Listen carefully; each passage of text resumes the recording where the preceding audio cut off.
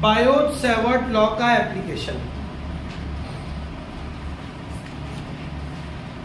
चालू है।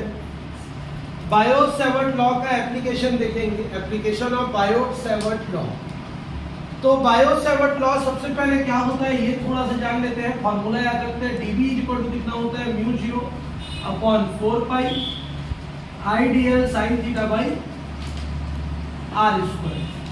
ये है कौन सा लॉ, बायोट-सैवर्ट लॉ। क्या है, dB equal to mu 0 upon 4 pi IDL sine theta by r square, जहां पर dB किस चीज को बताता है, magnetic field intensity, mu 0 upon 4 pi constant I बताता है करंट को, dl बताता है स्मॉल एलिमेंट के लेंथ को, साइन थीटा एंगल को बताता है, और r क्या बताता है, डिस्टेंस को। ठीक है, तो इसके टोटल 3 एप्लीकेशन है। आज एटलीस्ट 2 एप्लीकेशन मतलब कंप्लीट करेंगे। पहला एप्लीकेशन है magnetic field intensity at the centre of circular coil carrying current, circular coil carrying current. पहला टॉपिक हमारा क्या है, मैग्नेटिक फील्ड इंटेंसिटी निकालना है किस पर, सर्कुलर कॉइल के सेंटर पर। किस पर कैलकुलेट करना है, सर्कुलर कॉइल के सेंटर पर। और उस कॉइल में क्या फ्लो होना चाहिए, करंट। उस कॉइल में क्या फ्लो होना चाहिए, करंट। कॉइल मतलब मैं पहले से बता देता हूं, तार को लपेटना क्या कहलाता है, कॉइल कहलाता है। कॉइल इन द सेंस अगर तार को क्या किया जाए, लपेटा जाए। अब लपेटा हम लोग ऐसा भी कर सकते हैं, ये भी लपेटने इच्छे, लेकिन सर्कुलर कॉइल बोलेंगे मतलब कैसा लपेटेंगे उसको, सर्कुलर स्टाइल में लपेटेंगे। क्लियर है यहाँ पर तक।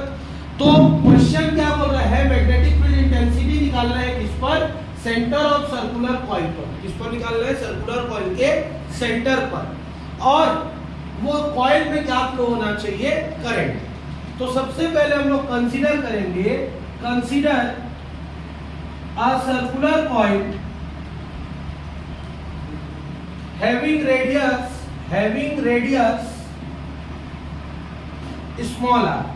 अभी तक के मैं थ्योरी बिना लिखे पढ़ा रहा था। इसमें थ्योरी में उस दिन भी पूरा बायोट-सैवर्ट लॉ को लिखा था, अभी भी लिखा था, क्योंकि इसका थ्योरी नहीं लिखवाऊंगा, गलत कर दूंगा। ठीक है, और गलत होगा तो पूरा 6 नंबर कट जाएगा। 1-2 नंबर का यहाँ टेंशन नहीं है, सॉरी 5 नंबर का आता है ना क्वेश्चन, इसलिए थ्योरी लिखवाना जरूरी है। Consider a circular coil having radius r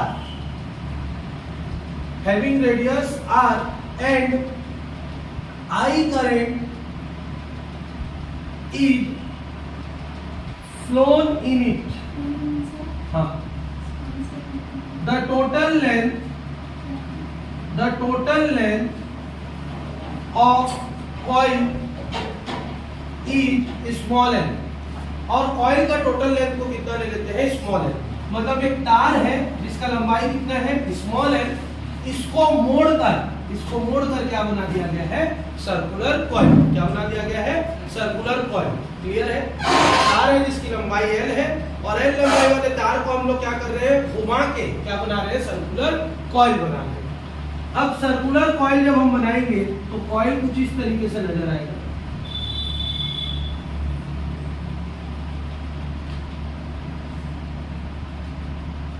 ये हमारा सर्कुलर कॉइल होगा। सर्कुलर कॉइल में हम लोग 2 एंड्स बना देते हैं। क्या बना देते हैं, 2 एंड्स बना देते हैं। पहला एंड क्या है, x, दूसरा एंड क्या है, मान के चलते हैं 1। क्लियर है कि नहीं। एक तरफ से करंट जाएगा और घूम के वापिस आएगा, तब तो इसको बैटरी से कनेक्ट करोगे। अब कॉइल नॉर्मल ऐसा घुमा दिया, बैटरी जोड़ने का जगह नहीं रखोगे तो करंट कहां से फ्लो होगा, इसीलिए 2 तरफ से खोल दिए। एक तरफ जाने के लिए करंट और एक तरफ आने के लिए। इसमें क्या फ्लो किया हमने, इसका सेंटर क्या है, मान के चलते हैं O, और सेंटर से इसका डिस्टेंस कितना है, क्लियर है। तो सबसे पहले हम लोगों ने क्या किया, एक वायर लिया, उस वायर की लंबाई कितनी है, L। उस वायर को हमने क्या कर दिया, मोड़ दिया, और मोड़ कर क्या बना दिया, सर्कुलर कॉइल बना दिया। उस कॉइल के 2 साइड को हमने खोल दिया, एक तरफ करंट जाने के लिए, दूसरी तरफ से करंट आने के लिए, तब तो सर्किट पूरा होगा। अगर बंद करके रख दोगे तो करंट कहां से फ्लो करोगे, इसीलिए उसको 2 साइड से खोल दिए। एक तरफ से करंट जाएगा और घूम के वापस आ जाएगा। इसका सेंटर क्या है, O है, जिसका डिस्टेंस कितना है, रेडियस कितना है, R है। क्लियर है यहाँ पर। अब हम लोग यहाँ पर क्या करते हैं कि स्मॉल एलिमेंट कंसीडर करते हैं। क्या होगा स्मॉल एलिमेंट, dl। क्या हो जाएगा स्मॉल एलिमेंट, क्यों डीएल होगा, क्योंकि टोटल लेंथ कितना है, एल है। बायो सेवर्ट लॉ किसके लिए लगाते हैं, स्मॉल एलिमेंट के लिए लगता है, पूरे लंबाई के लिए तो लगता नहीं है। तो छोटा सा एक एलिमेंट क्या ले लिए, ए बी, जिसका लेंथ कितना है मान के चलते हैं डीएल। मैथ्स का एक थ्योरम है, मैथ्स क्या बोलता है कि सर्कल का जो रेडियस रहता है वो सरफेस के साथ कितने डिग्री का एंगल बनाता है, 90 डिग्री। ये मैथ्स का थ्योरम है कि जो रेडियस है अगर वो सर्कल के आउटर पार्ट को टच करती है तो कितना डिग्री एंगल पे टच करती है, 90 डिग्री पे। कितने डिग्री एंगल पे टच करती है, 90 डिग्री पे। क्लियर है कि नहीं है, तो बोला क्लियर है। तो हमारा ये वाला एंगल कितने डिग्री का हो गया, 90 डिग्री का हो गया। कितने डिग्री का हो गया, 90 डिग्री का हो गया। तो हम लोग सबसे पहले क्या करेंगे, we know that from Biot Savart law, कौन सा लॉ, बायो सेवर्ट लॉ। एक चीज बच गया, the small element is dl. Clear है यहाँ पर। From Biot Savart law dB is equal to कितना जानते हैं, mu 0/4 pi I dl sine theta upon कितना हो जाएगा r square. Theta is equal to कितना डिग्री लेना है, 90।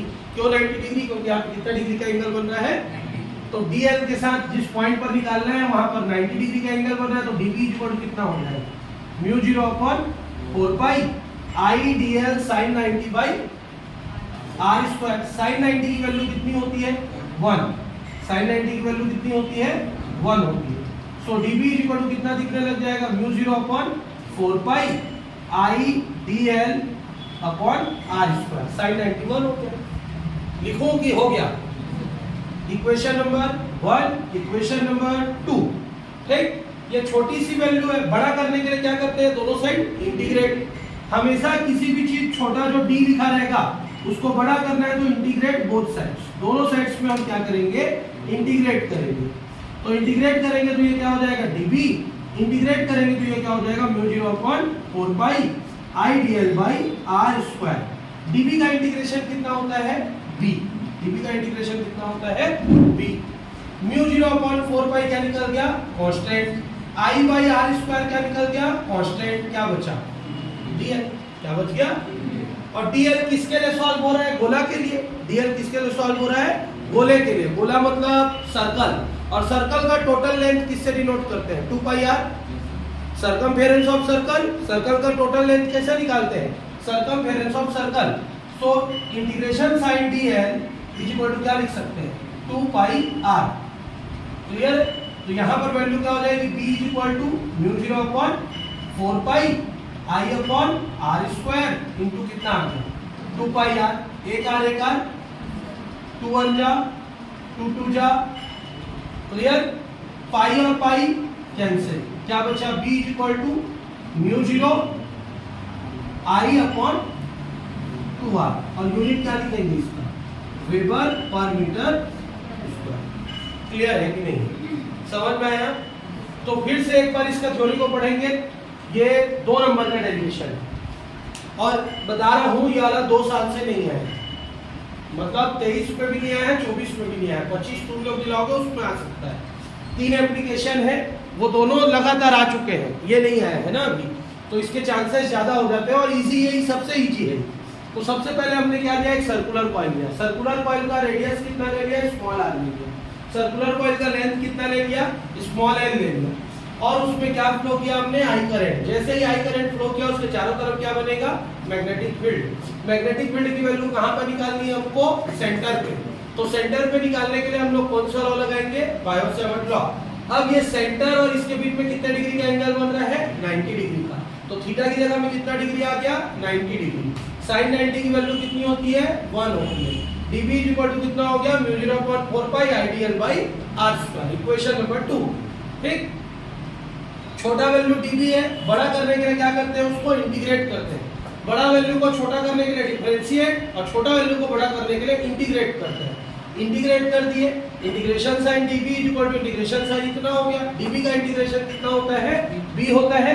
और म्यू 0/4 पाई क्या निकल गया, constant. I by r square क्या निकल गया, कांस्टेंट। क्या बचा खाली dl। डीएल किसके लिए निकाल रहे हैं? सर्कल के लिए निकाल रहे हैं। सर्कल का टोटल लेंथ क्या होता है? Circumference of circle 2 pi r होता है। तो डीएल की जगह हम क्या लिख देंगे? 2 पाई r। टोटल लेंथ को ही लिखते हैं। तो 2 पाई r को पुट किया, एक आर कट गया, पाई पाई कट गया, 2 1 2 2 0। ठीक, ये एक आंसर। दूसरा आंसर, यहां 2 पाई का सेंस क्या है? 180 डिग्री। 2 पाई मतलब 360 डिग्री। यहां 2 पाई का सेंस अलग है और यहां पर पाई का मतलब क्या है? 22/7। ये पाई अलग है और वो पाई अलग है, तो कटता नहीं है। क्या नहीं होता है? कटता नहीं है। तो ये बनेगा कैसे? ये बनेगा b = नहीं काटता तो तुम लोग बोलते क्यों नहीं कट रहा, इसीलिए पहले मैंने काट दिया। अब ये हो गया क्या? I/r² इंटू क्या हो गया? 2 पाई r। क्लियर है यहाँ पर? तो यहाँ पे मैंने काट दिया, ये आंसर आ गया। लेकिन एक्चुअल में होता क्या है? ये r कैंसिल, ये 2 1 जा 2, ये 2 2 जा 4 कैंसिल। अब बचा क्या? b = μ0 पाई i अपॉन क्या बच गया? 2r। क्या बच गया? μ0 पाई i अपॉन 2r। या इसको भी मत काटो, एकदम सिंपल रखो। सिंपल रखना in the sense 2 pi r है, एक आर कैंसिल, क्या बचा? μ0 अपॉन 4 पाई पूरा बचा और क्या बचा? 2 पाई i अपॉन r। ये लिखना answer, weber per metre square. Clear? ना पाई को काटना है ना 2 को काटना है, क्योंकि 2 पाई बता रहा है 360 डिग्री को, 4 पाई बता रहा है 22/7 वाली वैल्यू को। दोनों अलग अलग है। ठीक, अब अगर if number of turns is small है, सो b = कितना हो जाएगा? μ0 अपॉन 4 पाई 2 पाई ni अपॉन r। इसका मतलब समझ में आया? एक चक्री घुमा हुआ है तो यह आंसर, n चक्री घुमा हुआ है, कॉइल है मतलब लगातार ऐसे घुमा रहेगा, तार लगातार घुमा रहेगा, तो उसमें अगर नंबर ऑफ टर्न्स कितना है? n ठोक है, तो वैल्यू कितना हो जाएगा? 2 पाई ni/r। क्लियर है कि नहीं है? ये आंसर अलग है जब कैंसिल आउट करेंगे और ये आंसर अलग है। ठीक, नोट करो, पॉज करो, नोट करो दोनों को। रिमोट से ना मैंने इधर चालू कर दूं, क्योंकि मैं पढ़ाने के बाद ना हो गया। सर्कल के सेंटर से अगर परपेंडिकुलर लाइन खींचते हैं तो उसको क्या बोलते हैं? एक्सिस बोलते हैं। ठीक है, और उसी एक्सिस पर हमको क्या निकालना है? मैग्नेटिक फील्ड इंटेंसिटी कैलकुलेट करना है। अब अगर मैं सर्कल को ऐसे बनाना चाहूँ कॉपी में तो नहीं बन सकता, क्योंकि कॉपी में उसका सिर्फ कौन सा सरफेस टच करेगा? एक सरफेस। ऐसे तो दूसरा सरफेस क्या होगा? कॉपी से बाहर होगा। जब कॉपी से बाहर हुआ उसको ड्रॉ नहीं कर सकते, तो हम उसको ओवल शेप का ड्रॉ कर देते हैं। ओवल शेप का क्यों ड्रॉ कर रहे हैं? क्योंकि वो बताएगा कि एक सरफेस किस पर है?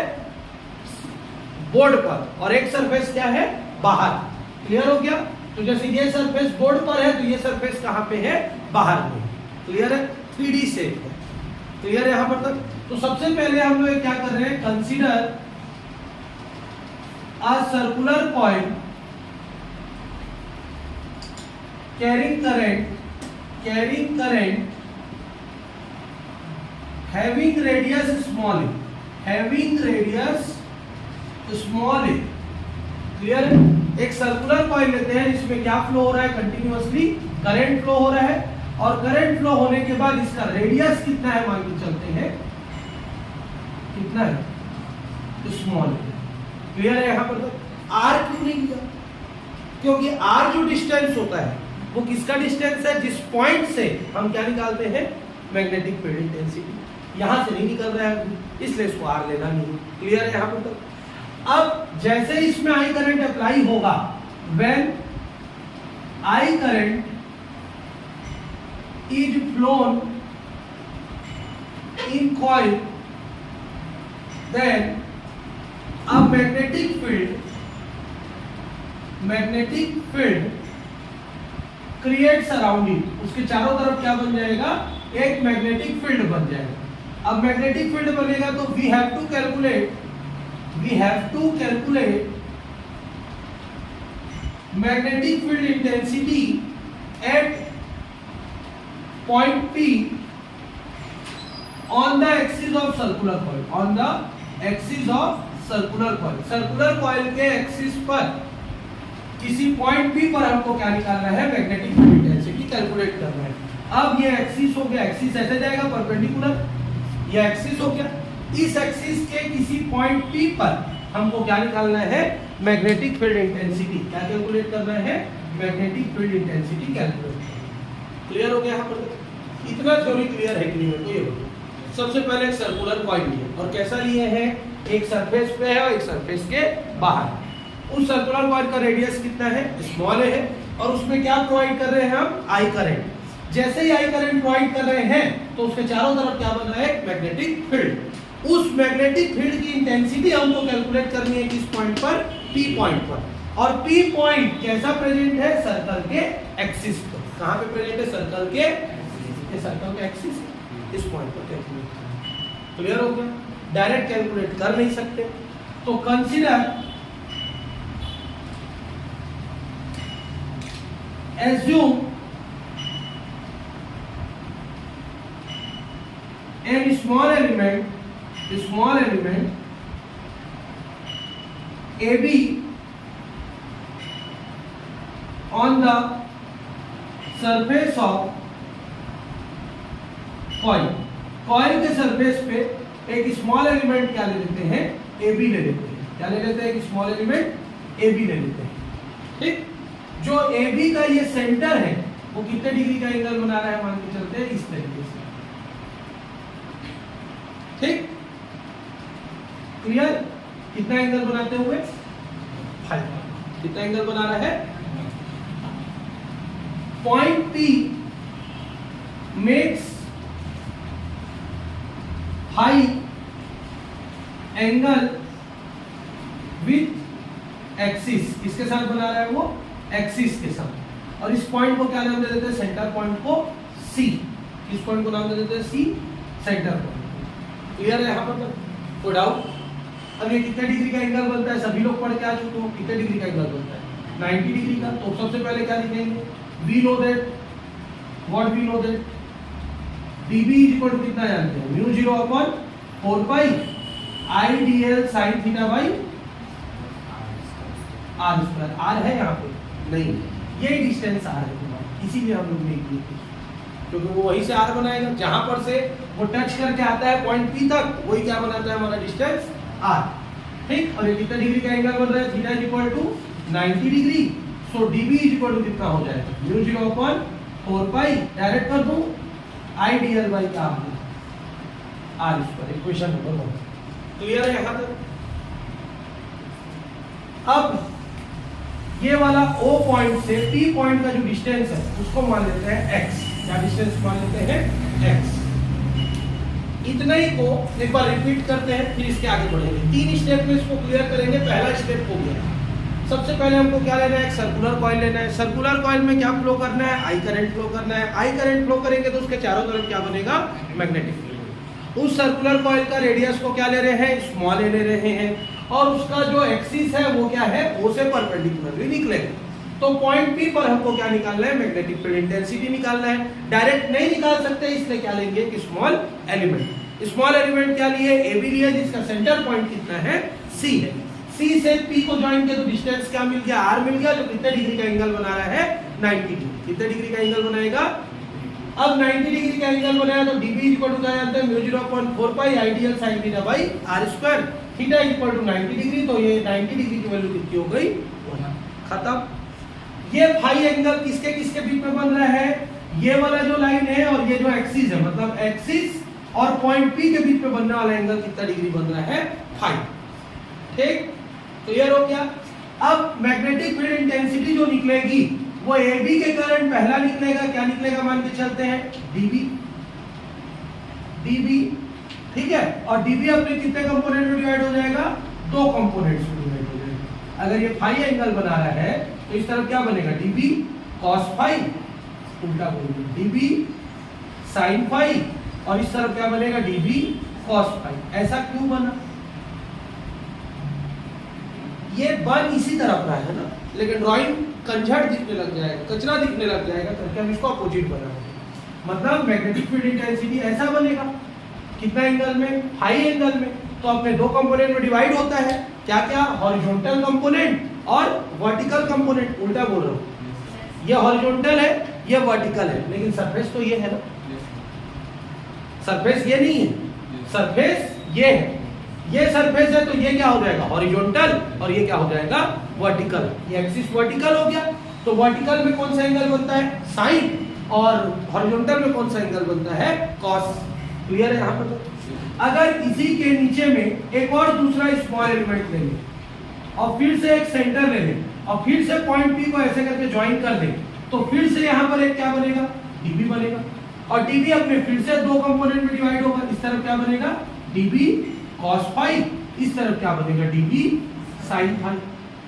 क्लियर है, ये दोनों तो जुड़ रहा है, लेकिन ऊपर नीचे वाला एक दूसरे को क्या करता जाएगा कैंसिल करता जाएगा, क्योंकि डायरेक्शन दोनों का अपोजिट होगी, एक प्लस में है तो एक क्या है, और दोनों कटता जाएगा। अब अगर तीसरा और चौथा यहाँ पे ले लूं, अब ये तो गोला ऐसा है ना 3D गोला है, तो जितना गोला है उतना बार डीएल ले सकते हो, छोटा छोटा छोटा छोटा छोटा छोटा डीएल, जितना सारा डीएल लोगे तो होता क्या जाएगा, इस तरफ प्लस होता जाएगा और ये एक दूसरे को क्या करते जाएंगे कैंसिल। क्लियर है यहाँ पर तक। तो total magnetic field intensity, total magnetic field intensity कितनी आ जाएगी, टोटल मैग्नेटिक फील्ड इंटेंसिटी आ जाएगी B equal to summation, summation ऐसा भी लगा सकते हो ऐसा भी लगा सकते हो, ठीक, क्योंकि जोड़ना है, इंटीग्रेशन करने का मतलब भी जोड़ना होता है, क्या हो जाएगा dB sin।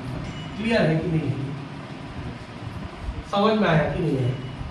मतलब मैग्नेटिक फील्ड इंटेंसिटी को हम किससे डिनोट करेंगे B से, और क्या हो रहा है dB sin phi dB sin phi dB sin phi dB sin phi जुड़ता जाएगा, तो उसको इंटीग्रेशन से लगा दिए, क्या लगा दिए इंटीग्रेशन। तुम प्लस भी कर सकते हो तो सिग्मा लग जाएगा, क्या लग जाएगा सिग्मा का मतलब भी इंटीग्रेट करना ही होगा, जोड़ना।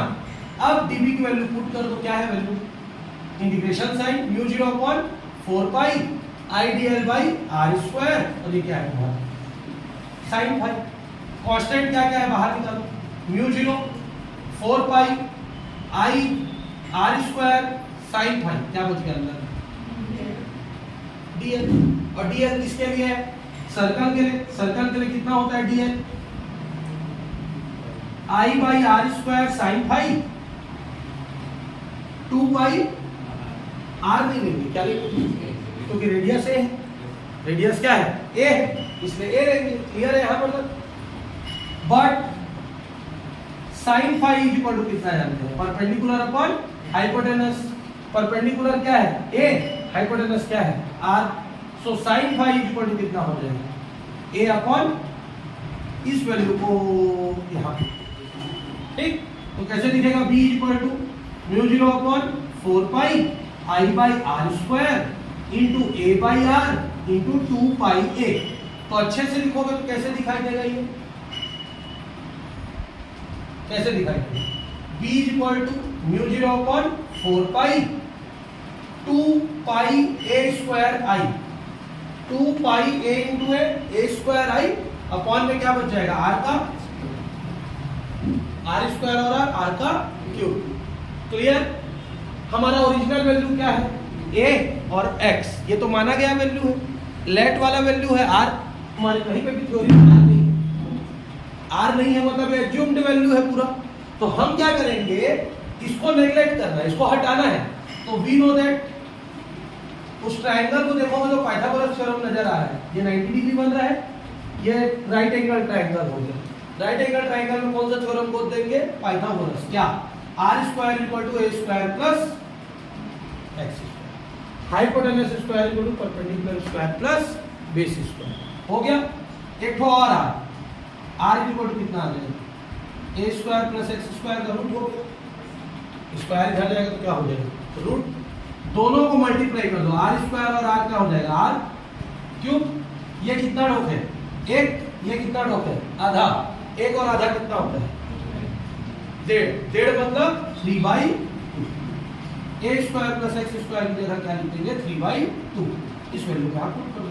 तो b इक्वल टू कितना दिखा mu 0 upon 4 pi 2 pi a square i upon a square plus x square पूरे का पावर 3/2, और यूनिट क्या लिख के आएंगे इसका वेबर पर मीटर स्क्वायर। ये है 5 नंबर का क्वेश्चन जो इस साल आया था। क्लियर है यहाँ तक। समझ में आया कि नहीं आया? अब यहाँ पर एक थ्योरी बच गया, इसका थ्योरी लिखना है, यह थ्योरी रिमेनिंग है कि ये कैसे हुआ करके। तो सबसे पहले यहाँ तक क्लियर है। अब हम लोग क्या पढ़ रहे हैं कि जो डीबी है वो कितना एंगल बना रहा है? फाई एंगल बना रहा है। फाई एंगल बना रहा है तो फाई एंगल में अगर कोई सा भी वैल्यू आता है, अगर कोई सा भी ऑब्जेक्ट एक एंगल बनाए, जैसे ये हमारा एक्सिस है, ये एक्स एक्सिस है, ये वाई एक्सिस है, और ये ए कोई सा भी वैल्यू है, और यहाँ कितना एंगल बन रहा है? थीटा। तो ए अपने दो कंपोनेंट में डिवाइड होता है, एक होता है ए cos थीटा हॉरिजॉन्टल कंपोनेंट, एक होता है ए sin थीटा वर्टिकल कंपोनेंट। रट लो इस चीज को कि अगर थीटा एंगल के साथ कोई सा भी वैल्यू प्रेजेंट रहेगा तो वो अपने दो कंपोनेंट में डिवाइड होगा, cos थीटा और sin थीटा, बेस और परपेंडिकुलर। तो वैसी फाई एंगल में क्या है हमारे पास? डीबी है। तो डीबी दो कंपोनेंट में डिवाइड होगा, ये बेस है क्योंकि ये सरफेस है, ये सरफेस है तो ये बेस हुआ तो क्या बन गया? cos phi. ये परपेंडिकुलर है तो क्या बन गया? sin phi. इसके परपेंडिकुलर में दूसरा लेंगे, इसके 90 डिग्री में दूसरा लेंगे, दूसरा लेंगे तो फिर से ये डीबी बनेगा, और डीबी कितना एंगल बनाएगा? Phi angle. तो एक नीचे की तरफ क्या बनेगा? cos फाई, और इसी तरफ क्या बनेगा? sin phi. बहुत सारा डीबी डीबी डीबी डीबी ऐसे लेते जाएंगे तो dB sin phi, dB sin phi, dB sin phi करके क्या होता जाएगा? ऐड होता जाएगा, और ये दोनों एक दूसरे को क्या करते जाएंगे? कैंसिल करते जाएंगे। तो net magnetic field intensity B equal to कितनी निकल जाएगी? Integration sign dB sin phi, dB की वैल्यू पुट करेंगे इक्वेशन 1 से, तो कितना आ जाएगा? Mu 0 ideals by r square sin phi, sin phi constant, i by r square constant, mu 0 upon 4 pi constant, क्या बच गया? dl। dl की वैल्यू कितनी होती है यहाँ पे लिख लेते हैं, integration sign dl equal to होता है 2 पाई a। a क्या है तुम्हारा? रेडियस। क्लियर है यहाँ पर तक? अब sin फाई की वैल्यू निकालना है, इक्वेशन नंबर इसको कर देते हैं कौन सा? सेकंड। sin फाई की वैल्यू निकालना है तो परपेंडिकुलर अपॉन क्या करेंगे? हाइपोटेनस। ये परपेंडिकुलर या हाइपोटेनस, वैल्यू को पुट कर दिया इक्वेशन 2 में, तो इक्वेशन 2 में पुट किया तो हमारी वैल्यू ये आ गई इक्वेशन नंबर 3। क्यों? 2 अपनी जगह में, पाई अपनी जगह में, a और a क्या हो गया? a स्क्वायर i हो गया, और r स्क्वायर और r क्या हो गया? r cube. r imaginary value है, कहीं पर भी हमारा वर्णन नहीं है, तो उसको हमको रिमूव करना पड़ेगा। तो किसके फॉर्म में लाना पड़ेगा? a और x फॉर्म में। तो पाइथागोरस थ्योरम लगाएंगे, r square equal to a square plus x square, square को ट्रांसफर करेंगे तो क्या बन जाता है? रूट। r स्क्वायर और r को मल्टीप्लाई करेंगे तो r क्यूब हो गया, और ये 1 है और ये कितना है मान के चलते हैं? आधा। तो 1 इंटू आधा मतलब कितना हो जाता है? 1.5। कितना हो जाता है? पावर पावर है ना, क्योंकि पावर ऐड हो जाता है तो 1.5 हो गया, और 1.5 मतलब क्या लिख सकते हैं इसको? 3/2। ये 3/2 हो गया, तो r क्यूब की जगह इस वैल्यू को रिप्लेस किया, हमारा आंसर हो गया। ठीक, क्लोज कर दो, बंद बंद।